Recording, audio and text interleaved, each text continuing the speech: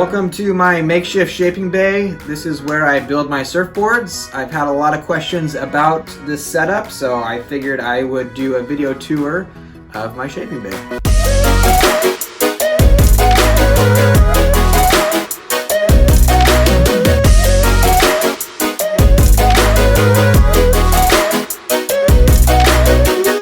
Shaping and glassing surfboards is a super messy process, so having a place where you can contain the mess is super helpful.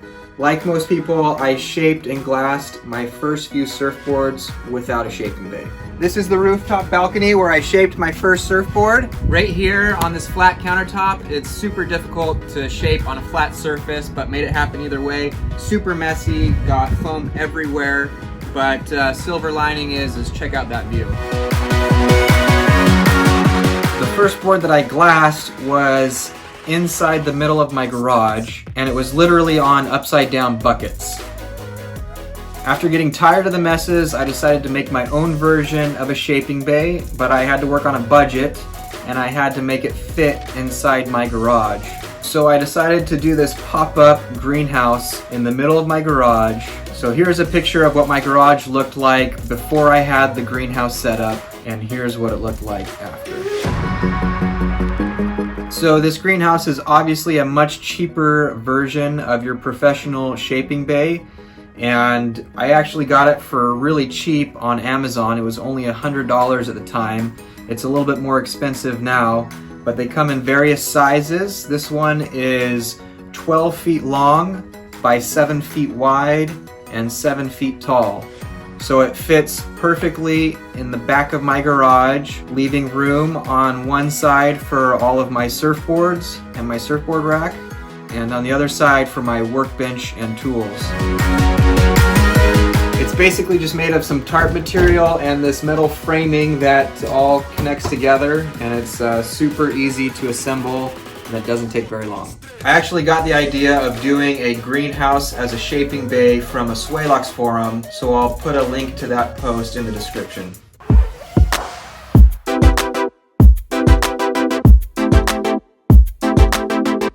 So inside my greenhouse, I've added various items. My side lights are made from 2x4s and wood panels that I kind of just slapped together. The lighting is just tube lights that I attached and rewired with my own electrical wiring that I had in my garage. I had to run some of the wiring over the top of the greenhouse and down to an electrical strip that easily turns them on and off. I also glued some clothespins on the side so I could hang up my sandpaper for easy access. I've got a bunch of random things that I keep on these shelves. Rulers and measures. This is actually my wife's fabric ruler that works really well for lining things up with the stringer of the surfboard. Gloves. Check out this old school planer. Thing is cool. Temperature and humidity. My shaping and glassing racks are made from Home Depot buckets that lots of people do. They're just filled with quick dry cement. I also had a little fun with these buckets and painting them with my kids. You can see my daughter's handprint right there. I usually end up throwing a lot of tools in these buckets while I'm working just for a quick grab. I move my racks around all the time and they're starting to get a little rickety, so I might need to replace them soon. For the padding, I originally used these rubber drawer liners, which just wasn't enough padding, so I ended up adding some memory foam that I found on Amazon and cut it up to meet the shape of my racks. They're a little bit too thick. I would like them a little bit thinner, but they get the job done and work pretty well. If I'm doing another project that requires a workbench, I'll just throw a sheet of wood over my shaping racks and make myself my own makeshift workbench. My floor mat is made from cheap roofing material to catch all the resin when I'm glassing a board. I change it out whenever it gets a little bit too thick. My electric planer is literally the cheapest planer you can find out there. It's only like $42 at Home Depot. I do a low volume of boards, so this thing gets the job done for what I do. It came with a dust bag attachment that I took off and I fitted on some flexible planer hosing with a hose clamp. I hang the tubing with just some basic bungee cords and then just run it to my shop vacuum.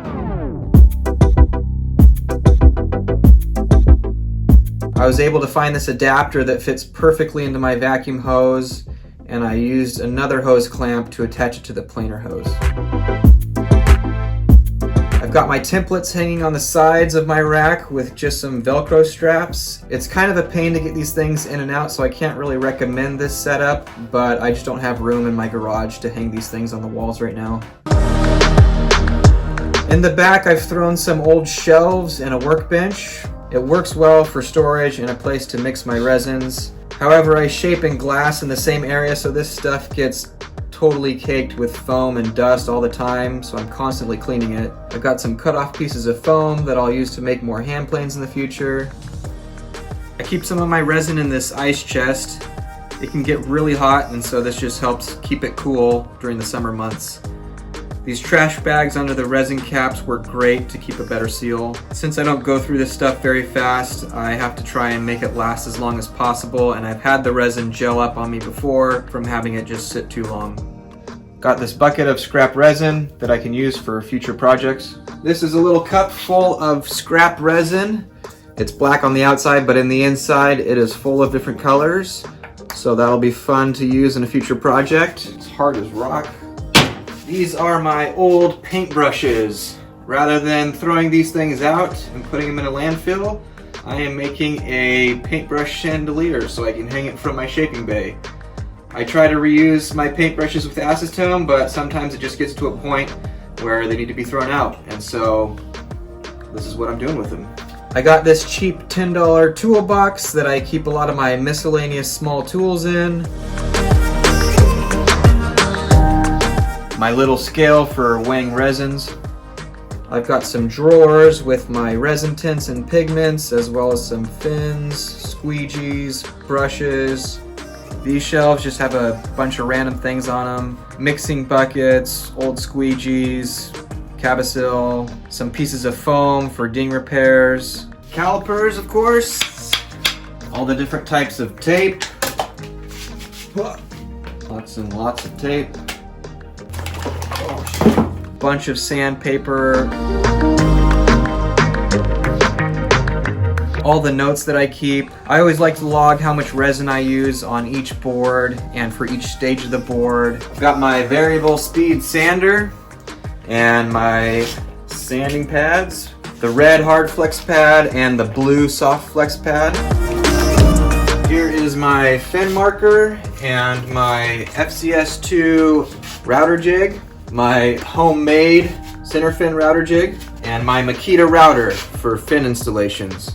These are some 3-inch 40 grit disc pads that I use with this little disc grinder. Attaches to my drill. Works really well. In this case, I keep a bunch of spare fiberglass cloth pieces just for ding repairs. I've got a couple heaters in the shaping bay. This heater is older than I am. I had it when I was a little kid and I'm still using it. It works great. And then I've also got a space heater. I usually blast both of these when I'm working in the wintertime just to make sure it's warm in this room. And the shaping bay actually keeps the heat in pretty well. I just need to find a good AC unit for in here because the summers are brutal and I am dying of heat. So if anybody has any good suggestions of an AC unit that would work in this small space, I am all ears. I would love to hear suggestions. This is my Makeshift Dust Fan. Sanding resin can get super dusty, so I just took this old fan and strapped a filter to it. I got the idea from a video by Wave Wasters, and so far it's worked pretty well. Workshop air filters can get really pricey, so this is just a good, cheap alternative. All right, let me show you the rest of my garage. I got a wetsuit hanger, skateboards up on the wall. Got my foil, and a little surfboard rack that's super convenient for throwing a board on. All my wetsuits in there.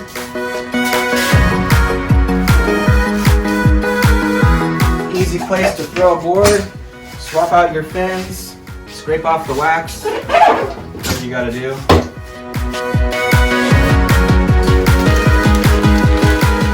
Fiberglass cloth.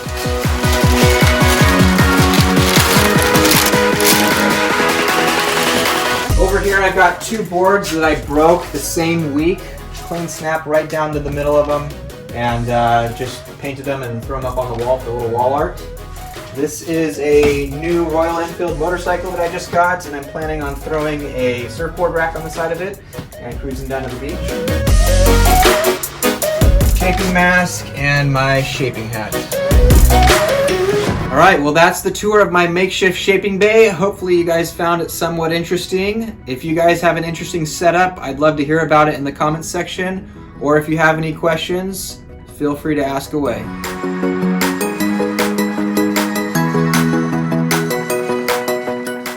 My motorcycle has nothing to do with surfing, but it's my new thing.